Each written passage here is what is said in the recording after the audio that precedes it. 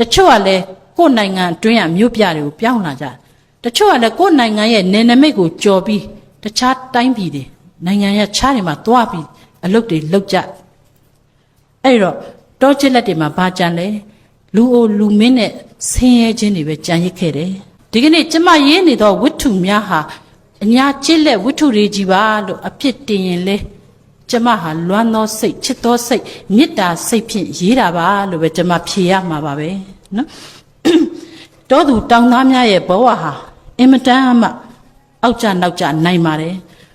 ဒါကျမဘာကြောင့်ပြောနိုင်ပါသလဲကျမကိုယ်တိုင်ဒီပလင်တောသူတယောက်ပါကျမငယ်ငယ်ကကျမအမများကျမကြီးတော်များနဲ့အတူဟိုးနေပူဆက်ခါမှာကျမပဲလဲနှုတ်ခဲ့ဘူးတယ်စက်တုံဦးလဲကျမတူးခဲ့ဘူးတယ်သူများအခင်းမှာအခင်းသိမ့်ပြီးသွားလို့ဒစိတလေကြံကောင်းကြံရဘဲစီလေးတွေကိုကျမတောင်းကလေးကိုခါမှချိတ်ပြီးဘဲစီလေးတွေကိုဒစီချင်းကျမပဲသိမ်းကောက်ခဲ့ဘူးတယ်ကောင်းမော်ကနေရပူလို့အောက်ကမြေပတ်ကြားအကြားထဲမှာလှုပ်ရှားနေရတဲ့ခြေတော်သူခြေတော်သားတောသူတောင်သားများရဲ့ဘဝတွေကိုကျမစာနာစိတ်နဲ့ဒီကနေ့ကျမခြေလက်ဝတ္ထုတွေရေးပါတယ်အတိတွေနောက်ကျအမြင်တွေနောက်ကျနော်မိုးလင်းရမိုးချုပ်ဒီတောထဲမှာပဲတချို့များဆိုရင်ကိုယ့်ရွာစီးရိုးရဲ့အပြင်ဘက်ကိုတခါမှမရောက်ဘူးနဲ့ဘဝကုန်ကြသူအပုံပဲအဲ့ဒီလိုဗမာသံဗမာတေးတွေကိုကြားခဲ့ရတော့အဲ့ဒီဗမာတေးဗမာသံထဲမှာပါတဲ့ကိုတိုင်းပြည်ကိုလူမျိုးရဲ့အရေးတွေအယောင်တွေခံစားမှုတွေဘဝတွေကျမတို့ကကူးယူခဲ့ခံစားခဲ့ရတယ်ကျမတို့မမီလိုက်တော့လည်းပဲကျမတို့ရှေ့မှာခက်ဆက်ဆက်ကရေးဆက်ခဲ့ကြတဲ့ရတုတွေကြပြားတွေတေးချင်းတွေရှေ့ခက်ဆက်ဆက်ကမှတ်တမ်းတင်ခဲ့ကြတဲ့သမိုင်းတွေအဲ့ဒီသမိုင်းထဲမှာပါတဲ့သမိုင်းဇာတ်ရုပ်တွေဇက်ကောင်တွေဟောဒီတေးချင်းတွေထဲမှာပါတဲ့ဘဝတွေယဉ်ကျေးမှုတွေဒါတွေကိုကျမတို့ကကူးယူခံစားခဲ့အဲ့ဒီလိုကိုတိုင်းပြည်ရဲ့တမိုင်းကိုသိမှတိုင်းပြည်ကိုချစ်တော်မပေါ်ကိုတိုင်းပြည်ရဲ့စာပေယဉ်ကျေးမှုဓလေ့ထုံးစံတွေကိုချစ်တတ်မြတ်နိုးတတ်မှကိုလူမျိုးကိုတန်ရောစင်တွေ့တော့မပေါ်ကျမရဲ့ခန္ဓာကိုယ်ဝိတ်ကိုချတော့ကျမအမေကပြောတယ်ငါသမီးရဲ့တဲ့ညီကမွေးကနေမှမပိန်တာဘူးတဲ့ဘယ်လိုလုပ်ပိန်အောင်လုပ်လို့ရမှာတော့အိမ်မှာရှိတဲ့ဝိတ်ချိန်ဆက်ပြားပြားလေးပေါ်ကျမတက်ပြီးတော့ပေါင်ချိန်တော့လေခြေထောက်အောက်ကကနန်းကိုမမြင်ရအောင်ဒါနဲ့ဆရာနေဝင်းမျိုးခေါ်ပြီးကြည်ခိုင်းရသူကလည်းကျမစိတ်ချမ်းသာအောင်ဆိုပြီးပေါင်20လောက်ရှော့ရှော့ပြောပါတယ်နော်ကျမလည်းကြည်တာကြည်ခိုင်းရတာပါသူ့ကိုမယုံပါဘူးကျမတို့မှလည်းမယုံရတာတွေများနေတော့မယုံရခြင်းတွေနဲ့လူလုံနေရသူတောင်ဖြစ်နေပါပြီနော်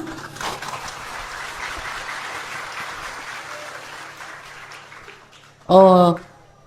တောင်ငုံမြို့နဲ့ကျမနဲ့အင်တန်ရေးဆက်ဆုံပါတယ်ကျမ1999 2000ခုနှစ်လောက်ကနော်ဒီတောင်ငူ TTC မှာကျမအလေတန်းပြမွမ်းမံတင်တန်းတက်ပူးပါတယ်အင်တန်မှနေလူကောင်းတဲ့မြို့အင်တန်မှလှတဲ့မြို့လေးကြီးလှလာလားဆိုတော့မဟုတ်သေးပါဘူးအော်တောင်ငူမြို့သူမြို့သားတွေကလည်းအတော်ချောအတော်လှကြတာ哦နော်မြောက်သားပေးရတာပါကျမလည်းမျက်စိကမှုံနေဘယ်သူမှကောင်းကောင်းမြင်ရတာမဟုတ်ဘူးနော်ဆရာနေဝင်းမြင်ပြောသလိုပါပဲကျမတို့စာရေးဆရာတွေလည်းတပွဲဟောပြီးတခါဓာပြားတွေကထွက်တပွဲဟောပြီးတခါဓာပြားတွေကထွက်နေကျမတို့လည်းဘာဟောလို့ဟောမှန်းတောင်မသိတော့ပါဘူးနော်ကျမတို့အညာဒေါင်းနန်းဆိုတဲ့ရွာမှာဇက်လာကသလိုတောင်ဖြစ်နေပါကျမတို့အညာမှာဒေါင်းနန်းဆိုတဲ့ရွာရှိအဲ့ဒေါင်းနန်းရွာအင်မတန်သချင်းဂီတကိုဝါသနာပါနှစ်စဉ်ဖျားပွဲမှာဇက်ပွဲတစ်ပွဲတော့သူကပါအောင်ထက်တော်ရုပ်ဇက်တော်ရုပ်မင်းသားဒေါင်းနန်းရောင်သွားပြီးဆိုးမဖြစ်ဘူးကမဖြစ်ဘူးအင်မတန်သချင်းဂီတဇက်ပွဲကိုဝါသနာအိုးတယ်နော်အဲ့ဒီမှာတစ်နှစ်တော့ဇတ်တဇက်ကလာကတော့မင်းသားအဲ့ခံမလို့ဆိုပြီးပနာမှာတချင်းထွက်ဆိုမင်းသားတချင်းတောင်မဇက်ကမဟလိုက်ရသေးဘူးအောက်ကဆိုင်ဝိုင်းကတီးအတော်လေးဝင်လိုက်ပရိသတ်ကထအော်တယ်အဲ့ဒီတချင်းကြီးမဆိုးပါနဲ့ဗျိုးတဲ့ရှေ့ကမင်းသားတွေဆိုးသွားပြီးသားကြီးတဲ့ဒါနဲ့မင်းသားနောက်တစ်ပုတ်ပြောင်းဆို နောက်တစ်ပုတ်ပြောင်းဆိုတော့လေဒီလိုပဲပရိသတ်ကထအော်ဒီသချင်းကြီးလဲကျုပ်တို့ကရပြီးသားပြို့ဒီသချင်းကြီးလဲမဆိုပါနဲ့မင်းသားတပုတ်ပြီးတပုတ်ပြောင်းဆိုအောက်ကပရိသတ်ကလည်းအကုန်ရပြီးသားဖြစ်နေတော့မင်းသားချွေးပြန်လာဘာဆိုလို့ဆိုရမှမသိတော့ဂိုင်းဒီလောက်တောင်ရှိလာတာငါထွင်းဆိုမယ်ဆိုပြီးပါဇက်ထဲတွေ့တဲ့သချင်းကောက်ရွတ်တာနော်ဒိုးရဲ့မတောင်းတောင်းဆိုင်ရလဲတိန်တိန်ပရိသတ်ကလည်းငြိမ်းကြသွားအေးဟာဒီသချင်းတော့တို့မကြားဘူးသေးဘူးတဲ့ဘယ်ကြားဘူးမှမင်းသားအခုမှကောက်ဆိုတာပါဇက်ထဲတွေ့တယ်နော်တောင်းတောင်းရဲ့မဒိုးအမဟုတ်ပေကွာစာသားပြောင်းပြန်ပြန်လာမင်းသားဆိုရင်နဲ့ရွာနာမယ်ဖြတ်ခနဲ့တရိရသွားဒိုးတောင်းတောင်းရဲ့တဲ့မတောင်းနန်းရွာအမတို့ရွာနာမယ်လေးတောင်ပါလိုက်သေးဗျာတောင်းတောင်းရဲ့မဒုတ်တူဟာတို့ရွာတကြီးကိုဒုတ်တူသိသဟာသိမှာပေါ့ကွာတို့ရွာတကြီးကဒီလောက်နာမည်ဆိုးနဲ့ကြော်ကြားနေတဲ့ဥစ္စာ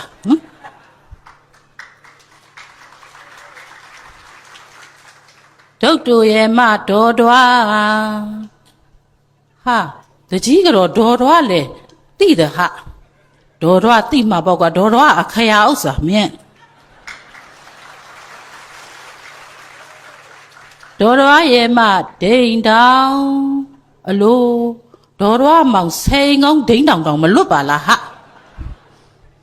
ပရိသတ်ကတဖြည်းဖြည်းနဲ့တချင်းစိတ်ဝင်စားလာတော့မှမင်းသားတချင်းချဒုတ်တူကဟောက်ဒေါ်တွားငေါက်တဲ့နဲ့တောင်နန်းရွာဒိန်တောင်6တယ်ကွယ်ကြောက်ကြရွာလုံးအဲ့ကြမှာလက်ခုပ်တွေထတီးတယ်သူတို့ရွာအဖြစ်နဲ့တူတာ哦ကျမတို့လည်းဒုတ်တူကဟောက်လိုက်ဒေါ်တော်ကငေါက်လိုက်ပေါ့လေနော်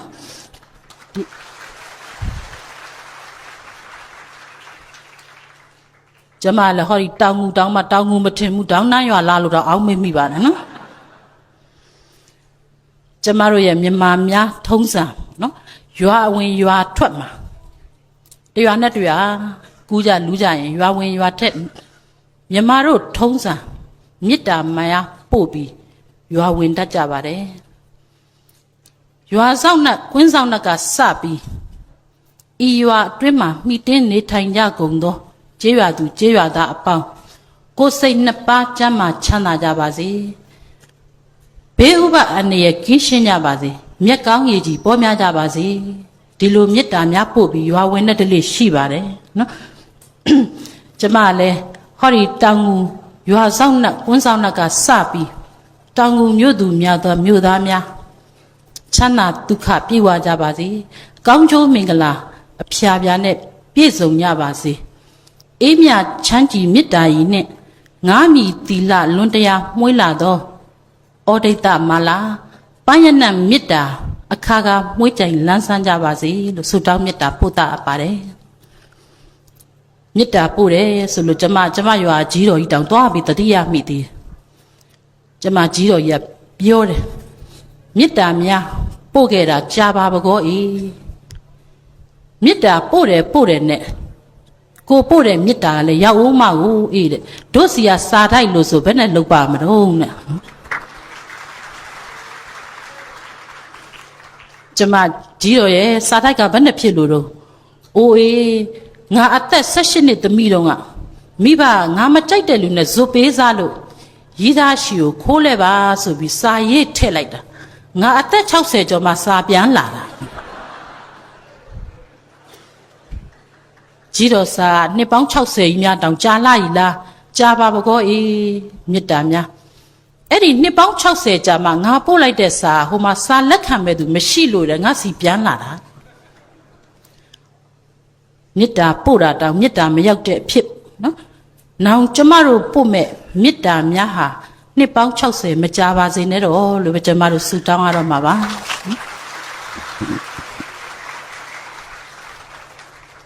မေတ္တာနဲ့ပတ်သက်ပြီးတခြင်းလေးတစ်ပုဒ်ကျမကြားရတိုင်းကြည်နူးပါတယ်။အဆိုတော်ကြီးဒေါ်မေလမြိုင်ဆိုခဲ့တဲ့မေတ္တာအင်ချင်းရကုန်လူသမိုင်းမှာ တူနိုင်စရာလည်းမရှိပါကိုမေတ္တာဒီကထက်မြက်တဲ့စွမ်းအားဟုံဧကံမှန်တကယ်ပဲယုံဝိနည်းယတတ္တဝါဆုံးအမုံဘိဇာတရားနှလုံးစိတ်မှာမထားစေကုန်တတ္တတာမှန်ဘဝစံကြရေပမဖို့စัจ java လာအနန္တအေးမြစေမာယုံမေတ္တာတိတာစัจ java လာအနန္တတိအေးမြတယ်လို့ကျမတို့ဗုဒ္ဓဘုရားရှင်ဟောကြားထားပါတယ်နော်မေတ္တာခြုံမဧကတတ္တ7ပါးသောအကျိုးပေးမယ်မေတ္တာအကျိုး7ပါးရှိပါတယ်မေတ္တာကင်းရင်ချစ်ချင်းကင်းပါတယ်မေတ္တာကင်းရင်နူးညံ့ခြင်းနဲ့ကင်းတယ်မေတ္တာကင်းရင်ကျမတို့လေးစားခြင်းနဲ့ကင်းတယ်မေတ္တာကင်းရင်ခက်ထန်ခြင်းကြမ်းကြုတ်ခြင်းတဦးကိုတူနိုင်လိုမင်းထက်ပြူခြင်းစတဲ့တောကြီးမြက်မဲဝါဒတွေကြီးစိုးလာနိုင်လောကကြီးအတွက်မှောင်လောကကြီးဖြစ်သွားနိုင်ပါတယ်နော်မိသားစုအတွင်းမှာလည်းမေတ္တာရက်ရွာအတွင်းမှာလည်းမေတ္တာကျမတို့တိုင်းနိုင်ငံအတွင်းမှာလည်းမေတ္တာကမ္ဘာလောကကြီးမှာလည်းမေတ္တာတဦးနဲ့တဦးအပြန်လှန်သဘောရှိတဲ့မေတ္တာတွေထားနိုင်မှသာလျှင်ငြိမ်းချမ်းသာယာနိုင်ပါတယ်မေတ္တာများမဲ့ရင်ကျမတို့ပုထုဇဉ်လူသားတွေမဆိုထားနဲ့ကျမတို့ရဲ့ဖယားရှင်ကိုတော်တောင်မှနော်ဒေဝရကြီးကအမျိုးမျိုးသောနှောက်ယှက်တွေစိတ်ဒုက္ခကိုယ်ဒုက္ခတွေပေးခဲ့တယ်ကျမတို့ဗုဒ္ဓဝင်တွေကိုပြန်ဖတ်ကြည့်ကျမတို့ဗုဒ္ဓဘုရားရှင်ကဘုရားဖြောင်းဖြောင်းဖေးရတယ်ကုန်ရှိနော်ဘဝဆက်တိုင်းဒေဝရကအညှို့အာဃာတကြီးစွာနဲ့ဒုက္ခလိုက်ပေးစာဆိုတော်ယဟန်ပညာရှိကြီးကြီးကံရှင်ကိုတော်ရဘာကြီးတော်ဥယထံကိုပေးတဲ့မေတ္တာစာမှာမေတ္တာဆိုတာတဲ့ကိုယ်ဆွေမျိုးတွေမှဆွေမျိုးချင်းချင်းမှထားရမှာမဟုတ်ပါဘူးလူသားတွေသစိမ်းကိုပဲဖြစ်ဖြစ်ရန်သူကိုပဲဖြစ်ဖြစ်လူသားအချင်းချင်းထားနိုင်တဲ့မေတ္တာသားလျင်လူရင်းမှာအဲ့ဒီလိုဆွေမျိုးချင်းမှသာမေတ္တာထားကြရုံမှန်ရင်ညီအကိုဝမ်းခွဲလဲတော်ဆက်နှမတော်ရတော်ရရာရဲ့ခင်ပွန်းလဲတော်ဆက်တဲ့ဖယားရှင်ကိုဒေဝရကြီးကအညှို့အာဃာတတွေထားခဲ့တာဘယ်နဲ့လုံမလို့ဆိုပြီးကြီးကံရှင်ကိုရောရဲ့မြစ်တစာရေးခဲ့မျိုးဆွေနီးရင်တာချင်းဆက်တော်ဟုသဘောလိုရင်မဟုတ်ပါမေတ္တာသာပဓာနဖြစ်ချေသည်တတ္တိထားလျင်ရှင်ဒေဝဒတ်လောင်းတိတ်တတ်နှင့်ဆွေဆက်မျိုးရင်တာချင်းကိုထောက်တော်ရောက်လဲရောက်ဖနှမလဲနှမလင်ရှင်လဲရှင်ဘရင်ဖျားလဲဖျားရှင်တို့စင်မာကိုရှင်ဒေဝဒတ်လောင်းသိတ်ဓာတ်ကိုတိုက်၍ပြစ်မိကြံကြည်သည်နော်မေတ္တာမထားရင်ကျမတို့ဟာအလှတရားလည်းမရှိနိုင်ပါဘူးလုံးမနီတာမောအင်ဂျင်တော်မှာတော့ဘုရားရှင်ရဲ့မေတ္တာတော်အားဖြင့်သမင်နဲ့ကြားနော်လေးသမားနဲ့သားကောင်အချင်းချင်းမေတ္တာနှောင်ဖွဲ့ပြီးနေထိုင်ခဲ့ကြအဲ့ဒီလိုရန်သူချင်းတောင်မှမေတ္တာထားနိုင်ရင်ကျမတို့ရက်ရွာကျမတို့လူမျိုးကျမတို့တိုင်းနိုင်ငံဟောဒီကျမတို့ကမ္ဘာလောကကြီးတစ်ခုလုံးမေတ္တာတင်းတဲ့အင်ဂျင်တော်ကြီးလိုများဖြစ်ရင်ဘလောက်တောင်ငြိမ်းချမ်းလိုက်လိမ့်မလဲလို့ကျမတွေးမိပါတယ်ငြိမ်းလဲငြိမ်းချမ်းပါစေလို့ကျမဆုတောင်းမိပါတယ်ကျမတို့ရွာမှာကျမတို့ရွာဥဒိယကျမတို့ရွာလို့ကျမမိတ်ဆက်ချင်ပါသေးတယ်နော်ကျမတို့ရွာမြင်းချံမြို့ရဲ့မြောက်လက်ကျမတို့အညာကျေးလက်ကမှမြောက်ဖက်လို့မခေါ်ပါဘူးနော်အရှေ့လက်တောင်လက်မြောက်လက်အနောက်လက်အဲ့လိုခေါ်ပါတယ်ကျမတို့ရွာမြင်းချံမြို့ရဲ့မြောက်လက်မှာရှိကျမတို့ရွာရဲ့မြောက်ဖက်မှာဟိုးတုန်းကအုံမာဌာနီပြုတ်ကိုရေးခဲ့တဲ့ဆရာရွှွန်းအပိုင်စားတဲ့စမိတ်ခုံဆိုတဲ့ရွာလေးရှိကျမတို့ရွာရဲ့တောင်ဘက်မှာတော့အင်္ဂလိပ်ဗမာဒုတိယစစ်ပွဲတုန်းကကျမတို့ဗမာတွေစစ်ရှုံးလို့စစ်ပြေငြိမ်းရေးစာချုပ်ချုပ်ခဲ့တဲ့ရန်နဘိုးဆိုတဲ့ရွာလေးရှိကျမတို့ရွာရဲ့အနောက်ဘက်မှာတော့အေယာဝတီမြစ်ကြီးကဖြောင်းဖြောင်းမြစ်စီးအဲ့ဒီအေယာဝတီမြစ်ရဲ့အနောက်ဘက်ကကျမတို့ရွာနဲ့မျက်နှာချင်းဆိုင်မှာဟိုးကုန်းမောင်ခက်ကရွှေပြည်ဝင်လို့ထင်ရှားခဲ့တဲ့ရောမင်းကြီးဦးဖိုးလာရဲ့ဇာတိရေပလဲဆိုတဲ့ရွာလေးရှိပါအဲ့ဒီသမိုင်းဝင်ရွာ၃ရွာရဲ့အလယ်မှာဖိုးခနောက်ဆိုင်ရဲ့အလယ်မှာကျမတို့ရွာလေးကတော့ဇနပုတ်လေးပေါ့ မထင်မရှားဥရိယဆိုတဲ့ရွာလေးမှာကျမကြီးပြင်းခဲ့တယ်ကျမကြေးတော်သူစစ်ပါကျမတို့ရွာရဲ့မြောက်ဘက်ရွာချင်းတက်ရဲ့ရွာကတော့ကြည်ရွာတဲ့ဥရိယရွာနဲ့ကျမတို့ကြည်ရွာကြားထဲမှာညောင်မင်းကြီးတပင်ရှိအင်မတန်လှ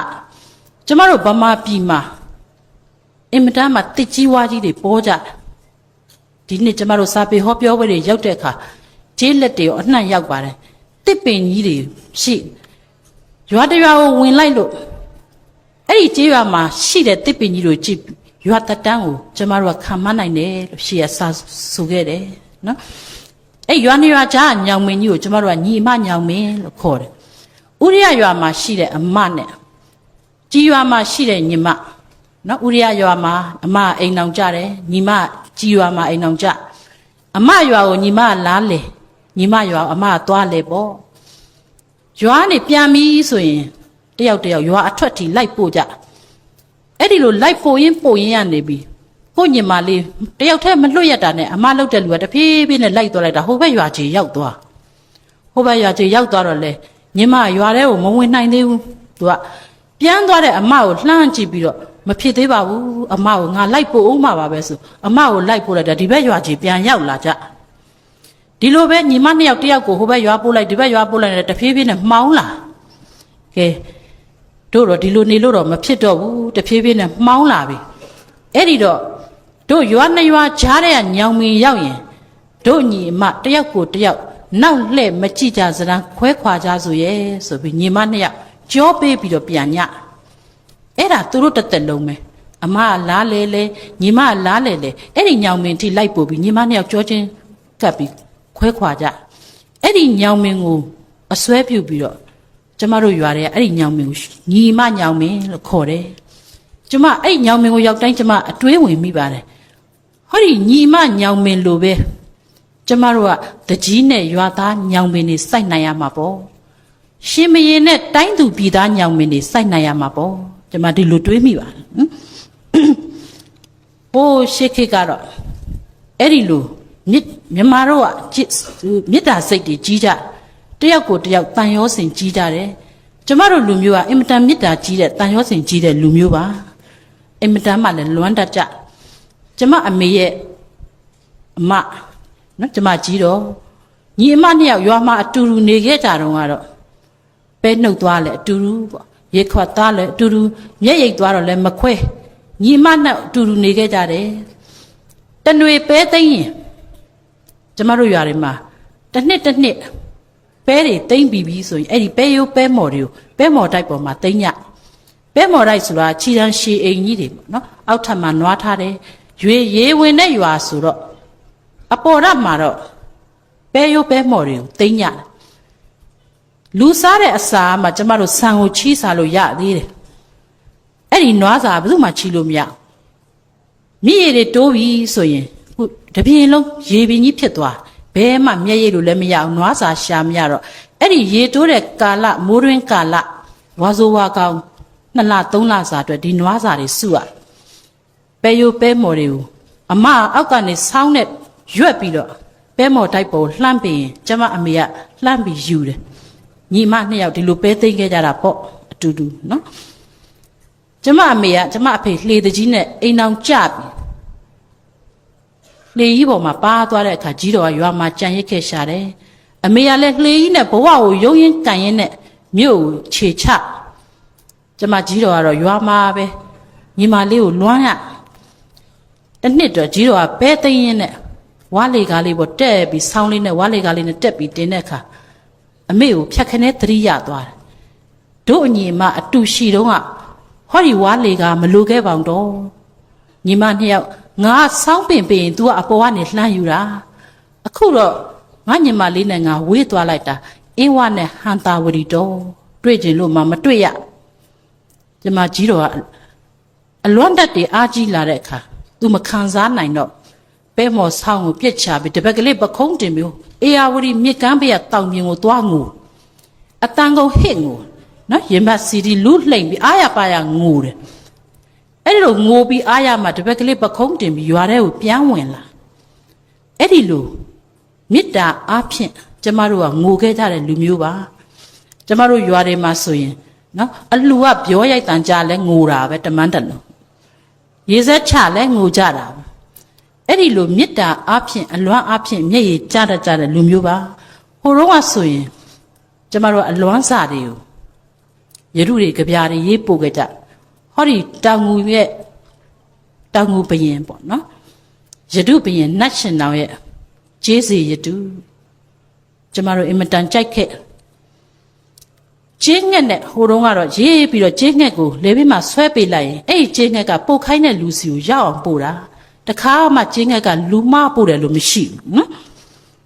ကျင်းငှက်ကလည်းသူက password ကိုသိတယ်နော်မျောကြီးကလျင်ကာလလျက်ပတောက်လျံကဲရွှေရီဆွဲကပလဲငုံတွေအလှဲလေဒီစပယ်မြက်လေးစကားသေးကိုမြက်လေးစုံမက်ကျွန်ုပ်လက်နဲ့ရွေးလေးရဲ့ရွမစင်ရသည်ယရုပြင်နတ်ရှင်တော်ကဒီလိုဆက်ဆိုခဲ့အဲ့ဒီလိုတယောက်နဲ့တယောက်ညီကိုမောင်နှမပဲဖြစ်ဖြစ်တငယ်ချင်းတွေပဲဖြစ်ဖြစ်တပြေးတရွာစီကျမတို့ဝေးကြရင်ကျမတို့ကအင်မတန်အသေးပေါက်အောင်လွမ်းရတဲ့လူမျိုးပါကျမအပဘိုးကန်တာဥရိယရွာမှာအဘကနေတယ်ကျမအမေကြီးဆုံးသွားတော့ကျမအဘကိုကျမတို့ကမြို့ကိုခေါ်တယ်ဒါပေမဲ့အဘကမြို့မှာမနေနိုင်ပါဘူးငါမြို့ကလေကိုမရှူတတ်ဘူးကျမအဘရွာနေပြီကျမတို့မြို့တညတောင်မအိပ်ဘူးမီးတွေကိုလွမ်းလို့လာရင်တောင်းလေးထဲမှာမီးတွေကြိုက်တတ်တဲ့ဩဇာသီးတွေသင်္ဘောသီးတွေမာလကာသီးတွေခိုးပြီးထည့်လာခဲ့အဲ့ဒီသတိတွေကိုချပြီးရင်အဘညကြိုင်သင်္ဘောစိတ်ကိုဆင်းအိတ်ကျမတို့အိမ်မှာတညမအိပ်ဘူးကျမတို့အဘရဲ့နေပါအောင်ဆိုရင်ငါမနေနိုင်ဘူးငါရွာကိုပဲငါပြန်မယ်ချက်ချင်းကျမအဘကပြန်ကျမတို့တွေကနွေရာသီကြောက်ပိတ်ပြီဆိုရင်ကျမတို့အဘရှိတဲ့ရွာကိုသွားမြို့မှာចောင်းသားတွေစောင်းမွဲဖြေးနေပြီဟဲ့ဆိုရင်ကျမအဘကမီးလေးတွေကိုမျောပြီးကျမတို့ကလည်းစောင်းမွဲဖြေးပြီးတာနဲ့ကျောင်းလွယ်အိတ်ထဲကစားအုပ်တွေကိုသွန်းပြီးကျမတို့အဝတ်တွေထက်ကျမတို့ကျောင်းလွယ်အိတ်ကအဝတ်စားအိတ်ဖြစ်ရတာပေါ့နော်ကျမတို့ကရွာကိုပြန်ညကျမတို့ရွာပြန်လာပြီဆိုအဘကရွာထိပ်ကနေစီးကျူကျမအဘရောင်ကြီးနဲ့စပင်းကြီးကဖြူပြီးရောင်ကြီးကိုတစောင်းထုံးတာမျက်ခုံးမွေးရလဲဖြူဖြူကြီးနဲ့နှခမ်းကြီးကလည်းရဲဆိုအင်မတန်ဗမာဥပတိရှိတဲ့ဗမာကြီးတယောက်မိတွေလာပြီဆိုမြေကဘာထိပ်ကနေစီးကျူတယ်ဝန်သားအားရနဲ့တနွေလုံးတစ်နှစ်လုံးရွာကြော့ထားတဲ့မုံတွေကိုကျမအဖကျိန်တစ်တာကြီးတဲ့ထဲ့သိမ်းထားအဲ့ဒီမုံတွေမိုတက်မှာပိုးတောက်မှာဆိုလို့ဆိုအဖပယုံလုံးမှာထဲ့သိမ်းကျမတို့လာပြီဆိုရင်ဝန်သားရနဲ့ဒီကျိန်တစ်တာကြီးကိုလှန်လိုက်ရင်ပယုံလုံးနဲ့ထောင်းကနေစထွက်ကိတ်မုံတွေကဆိုမှုတွေတဲ့လို့ရှားမိချိုချင်တွေကဆိုရင်ဒီခါတဲ့ပယုံလုံးဆိုနန်းလို့ချိုချင်နှံ့ကိုမရှိတော့နော်အဲ့ဒီကိတ်မုံမိုတက်တွေကိုကျမအဖဝေးရည်ဆိုလေးနဲ့တုပ်ပြီးတော့ခါတဲ့အဲ့ကိတ်မုံတွေကိုကျမတို့ပါစတဲ့မီးတွေကိုတယောက်ချင်းလိုက်ခွန့်ကျမလည်းအဲ့ဒီကိတ်မုံမိုတက်တွေပယုံလုံးစော်နာနဲ့ရှားမီချိုချင်တွေကိုစားပြီးကျမလည်းဒီလောက်ဝလာတာနော်ကျမမောင်နှမ6ယောက်ရှိတယ်မိမိတ်ကလေးကကျမတယောက်တည်းပဲပါတယ်ကျမအဖအင်မတန်ချစ်ကျမတို့မျိုးကမိန်းကလေးနေပါတယ်ကျမမိမလေးကိုအဖစီရဝိုင်းလေးညှပ်ပေးထားငါမီးမြို့ကိုပြန်ရင်စီရဝိုင်းမဖြတ်နဲ့နော်ဟောဒီစီရဝိုင်းလေးကငါဟာဗမာမာလေးလို့ပြောနေတာငါမီးရဲ့ကျမမှတ်မိတယ်စီရဝိုင်းလေးနဲ့မြို့ရောက်ပြီဆိုကျမကျောင်းမှာအလောင်ခံရပြီကျမတို့ငငယ်ကဒီလိုဘိုကေတွေပေါ့နော်အဲ့ဒါခစ်စားနေပြီဂျပန်စရောက်ကလေးတွေကျမမြို့ရောက်ပြီဆိုဒီစီရဝိုင်းကိုဖြတ်တခါတည်းဘိုကေပြန်ညက်ကျမရွာရောက်ပြီဆိုအဘစီရဝိုင်းပြန်ညက်ကျမရဲ့စီရဝိုင်းလေးကိုအဘဘီးလေးနဲ့ရှင်းပြီးပဲနတာစီလေးကိုလှော်ပြီးအဘအုံးစီဘူးထဲမှာထည့်ထားအုံးစီမွေးလေးကိုလူးပြီးတော့မီးလေးကိုခေါင်းမှာစတုံးလေးတင်းနေအောင်ကျမအဘထုံးပြီးခြံစည်းရိုးမှာပေါက်နေတဲ့ခြံပန်းလေးတစ်ပွင့်ကျမစတုံးမှာထိုးဆိုင်လိုက်ငါမီးရဲ့မိန်းကလေးဆိုတာမနဲ့လင်းလာရင်မျက်နှာတစ်ခေါင်းပြီးတနခါလင်းရတယ်ဖျားရှိခိုးရတယ်ငါမီးရဲ့မျက်နှာပြောင်ကြီးနဲ့မနေရဘူး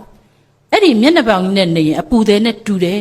မနေကောင်းမှုငါမီးရဲ့ကျမတနခါပကွက်ကလေးအဘအမြဲတမ်းကွက်ပြီးကျမရဲ့စရဝိုင်းလေးကိုလေအဘတတတနဲ့ဟိုးတော့ကတချင်းလေးတစ်ပုတ်ရှိခဲ့ဘူးလေနော်ပြာပါဇန်ရေကတစ်ဖက်တစ်ချက်မုံမရီရေကတသွဲနှစ်သွဲ မမလေးရွှေချေရင်ဝါဝင်းနဲ့လေဟိုတော့ကတော့ရွှေချေချင်းကြီးတွေဝါဝါဝင်းဝင်းဝစ်ခဲ့ကြတာပေါ့မိမပြူလေးတွေနော်ဒီခေတ်တော့ဘယ်ဝစ်နိုင်မှမလဲရွှေစည်းက6သိန်းကျော်9သိန်းဖြစ်သွားတယ်နော်ကျမတို့မီးတွေမြို့ပြန်ပြီဆိုရင်ကျမအဖရွာထိတ်တီလိုက်ပို့မီးတွေပြန်ကန်နီးပြီဆိုရင်အိမ်ရှိမှရှိတဲ့အေးကလေးကြီးပေါ်မှာကျမအဖငါးဆက်တင်းတင်းဆောင်ကြီးကိုခေါင်းမှုချုံပြီးတော့ဘသူကခေါ်မထထမင်းလည်းမစားတော့ကျမတို့ပြန်ဖို့လှဲကောက်တန်ကြားမှအဖဆောင်လေးကိုဖွင့်ပြီးမီးတွေကိုရွာထိတ်တီလိုက်ပို့အဲ့ဒီခေါင်းဇောင်းစောင်းဖြူဖြူကြီးနဲ့ကျမအဖဖြင်ပစိုးအဖြူအင်ကြီးဖြူဝဲဝဲအဲ့ဒီဖြူဖြူဖွေးဖွေးကြီးနဲ့တောင်မွေးကြီးကိုထောက်ပြီးလိုက်လာတဲ့အဖိုးအိုကြီးကိုကျမတို့ကမြို့ပြန်တိုင်းနှုတ်ဆက်ရတာအဖရွာထိတ်တီလိုက်လာပြီးရွာထိတ်ကလက်ပံမင်းကြီးအောက်ရောက်ရင်အမြဲတမ်းနေခဲ့သူ့ရွာရဲ့နေနမိတ်ဟောဒီလက်ပံမင်းကြီးကိုကြော်ပြီးအဖမလိုက်လာအဖလက်ကလေးပြပြီးတော့ကြံရစ်ခဲ့ရင်ကျမတို့မီးတွေကလည်းလှဲပေါ်ကနေပြီးအဲ့ဒီဖြူဖြူဖွေးဖွေးကြီးကိုလက်ပြအဖရဲ့ပုံရိပ်တဖြည်းဖြည်းနဲ့ပျောက်သွားမှကျမတို့ကလည်းလက်တွေကိုရကျမတို့မီးတွေပြန်လို့ရွာမှာနေကြတော့ကမီးလေးတွေဆော့ထားတဲ့ခြီယာဖုန်ထဲမှာကျမတို့ခြီယာလေးတွေကြံရစ်ခဲ့တာပေါ့အဲ့ဒီခြီယာလေးတွေကိုကျမအဖအုတ်ခဲနဲ့လိုက်ဝိုင်းအုတ်ခဲကျိုးလေးနဲ့လိုက်ဝိုင်းပြီးဟောတာငါမီးလေးတွေရဲ့ခြီယာမိုးကူလေဖြက်လို့ပြက်ခါမှပြက်စေရောဘယ်သူမှမဖြက်ရဘူးမီးလေးတွေကိုတတိယတိုင်းအဲ့ဒီခြီယာလေးနှမ်းကိုတွားပြီးကျမအဖငိုတယ်အဲ့ဒီခြီယာတောင်မှအဖဘသူခြီယာဆိုတာတည်သေးတာအဲ့ဒီလောက်အစွဲလန်းကြီးကြအဲ့ဒီလိုမီးလေးတွေရဲ့ခြီယာကိုဝိုင်းပြီးအဖတော့မှငိုးနေတယ်လို့မြို့မှာနေတဲ့ကျမတို့ကကြားရင်လေကျမတို့ကလည်းမြို့ကနေမျက်ရည်ကျရတာပါပဲအဲ့ဒီလိုကျမတို့လူမျိုးကတန်ရောစင်ကြီးတဲ့လူမျိုးပါကျမအဖအဲ့ဒီလိုမီးလေးတွေကိုတန်ရောစင်ကြီးုံနဲ့မကပါဘူးကျမမှတ်မိပါတယ်ကျမတို့အိမ်မှာဟိုတော့အိမ်ချမ်းပေါင်းနွားရှိနွားကြီးနာမည်ပေစီအဲ့ဒီနွားကြီးပေစီကိုကျမတို့ကနှစ်စဉ်ကြောင်းခဲ့ရတာပေါ့ဒီနွားကြီးပေစီကိုကျမတို့ကဟိုးနွားပေါက်ကလေးနဲ့အိမ်ချမ်းပေါက်နွားကလေးနဲ့ကျမတို့နဲ့အတူတူကြီးပြင်းခဲ့ကျမတို့အတန်းနေရလာတော့ပေစီရဲ့ကျမတို့ကိုကုန်းကုန်းယုံယုံနဲ့လှုပ်ကျွေးနေအဲ့ဒီပေစီကိုအဖကျမတို့ရွာပြန်တိုင်းကြောင်းခိုင်းတယ်ပေစီကအသက်အရွယ်ကြီးပြီးနှအိုးကြီးဖြစ်သွားတဲ့နောက်တောင်မှကျမတို့ကကြောင်းရတော့အဖကလည်းသူ့နွားကြီးကိုကြောတတ်ရင်တန်အင်မတန်ချစ်ရှာတရက်တော့အဖပေစီကိုကြောတတ်ကျမသွားပြီးမေးတယ်အဖပေစီကတေတော့မှလာရင်ကျမသွားမေးတဲ့အခါအဖကျမကိုတော်တော်စိတ်ဆိုးကျမလက်ကောက်ဝတ်ကိုဆွဲပြီးပေစီနဲ့ဝေးရကိုခေါ်သွားဒီမှာငါမီးနောက်ကိုပေစီရှေ့မှာပေစီတေတော့မှလာလို့ဘယ်တော့မှမမေးရဘူးနော်ငါမီးပေစီကလူစကားနားလေတယ်ကွကျမလည်းအံ့ဩသွားတာပေါ့နော်နွားကြီးကကျမတို့ပြောတဲ့လူစကားကိုနားလေတယ်ဘယ်နားလေပါမလဲပေစီကလူစကားနားမလဲသလိုကျမတို့ကလည်းမာဂရာစကားမတတ်ပါဘူးဒါပေမဲ့အဲ့ဒီတိရစ္ဆာန်တွေမှာလည်းခံစားတတ်တဲ့နှလုံးသားရှိတယ် sense ရှိတယ်နော်တိရစ္ဆာန်တွေကိုတနာတတ်အောင်ညှာတာတတ်အောင်ကျမတို့အဖကသင်ပေးခဲ့တာကျမတို့ရွာတွေမှာထမင်းကိုဂျိုးမချစ်ရပါဘူးနော်မိဖို့တဲ့ကထမင်းကိုဂျိုးချစ်တန်ကြရင်ဟောခြီတိုင်းမှာခြီထားတဲ့နွားမျက်ရည်ကျတယ်ငါသခင်ငါလှုပ်ကြွေးနေပါလျက်ကနဲ့ထမင်းမဝလီရောသလားနွားမျက်ရည်ကျတယ်ကျမတို့ရွာထဲမှာထမင်းကိုဂျိုးမချစ်ရအဲ့ဒီလိုခံစားမှုလေးတွေအဲ့ဒီလိုတိရစ္ဆာန်တွေကိုကျင်နာတနာတတ်တဲ့နှလုံးသားမျိုးရှိအောင်ကျမတို့ဘိုးများဘွားများသင်ကြားပေးခဲ့ကြတယ်အဲ့ဒီပေစီရဲ့လေပင်ကိုတတ်ပြီးကျမတို့များပြန်လာကနီးပြီဆိုရင်အဖကပြောသေးတာပေစီရေမင်းတငယ်ချင်းတွေလာတော့မယ်ကွဒီနှစ်ငါမီးတွေလာလို့ရှိရင်မေတ္တာတုတ်ရအောင်ချက်ခိုင်းရမယ်မေတ္တာတုတ်ရတဲ့ကောင်အဖတယောက်တစ်ချက်စီပေးမယ်အဖကမီးလေးတွေပြန်လာမဲ့အချိန်ကိုစိတ်ကူးရင်ကျမတို့ကလည်းလွမ်းရတာပါပဲတော့မှကြံရစ်ခဲ့တဲ့ကျမတို့အဘိုးတွေဘွားတွေကြီးတော်တွေအကြီးတွေ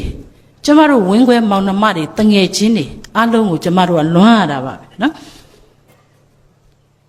တော်မှာဆွေမျိုးသားချင်းလဲဆင်းကြတဲ့သူတွေပင်တော်သူပြိုမေတသိန်းတငယ်ချင်းများပင်ကိုမမေ့တာယုံစေခြင်း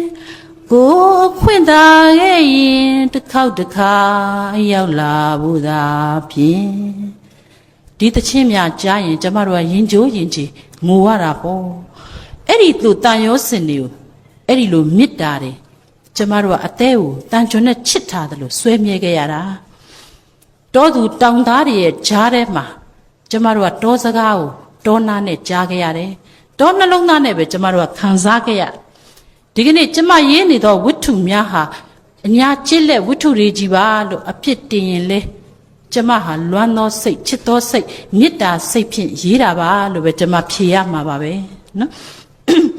တောသူတောင်သားများရဲ့ဘဝဟာအင်မတန်မှအောက်ကျနောက်ကျနိုင်ပါတယ်ဒါကျမဘာကြောင့်ပြောနိုင်ပါသလဲကျမကိုယ်တိုင်ဒီပလင်တောသူတယောက်ပါကျမငယ်ငယ်ကကျမအမများကျမကြီးတော်များနဲ့အတူဟိုးနေပူဆက်ခါမှာကျမပဲလဲနှုတ်ခဲ့ဘူးတယ်စက်တုံဦးလဲကျမတူးခဲ့ဘူးတယ်သူများအခင်းမှာအခင်းသိမ့်ပြီးသွားလို့ဒစိတလေကြံကောင်းကြံရပဲစီလေးတွေကိုကျမတောင်းကလေးကိုခါမှချိတ်ပြီးပဲစီလေးတွေကိုဒစီချင်းကျမပဲသိမ်းကောက်ခဲ့ဘူးတယ်ကောင်းမော်ကနေရပူလို့အောက်ကမြေပတ်ကြားအကြားထဲမှာလှုပ်ရှားနေရတဲ့ခြေတော်သူခြေတော်သားတော်သူတောင်သားများရဲ့ဘဝတွေကိုကျမစာနာစိတ်နဲ့ဒီကနေ့ကျမခြေလက်ဝတ္ထုတွေရေးပါတယ်အတိတွေနောက်ကျအမြင်တွေနောက်ကျနော်မိုးလင်းရမိုးချုပ်ဒီတောထဲမှာပဲတချို့များဆိုရင်ကိုယ့်ရွာစီးရိုးရဲ့အပြင်ဘက်ကိုတခါမှမရောက်ဘူးနဲ့ဘဝကုန်ကြသူအပုံပဲတချို့များသေးတာတော့မြို့တစ်ခေါက်မှမရောက်ဘူးလိုက်ကြနော်တချို့များမယုံနိုင်တော့အောင်ကိုရိုးသားကြကျမတခြားဟာထားဒီတော်သူတောင်သားတွေကိုနှစ်ပေါင်းများစွာလျှက်စစ်မီမရှိဘဲနဲ့နေနိုင်ရတဲ့တတ္တိကိုကျမချီးကျူးတာနော်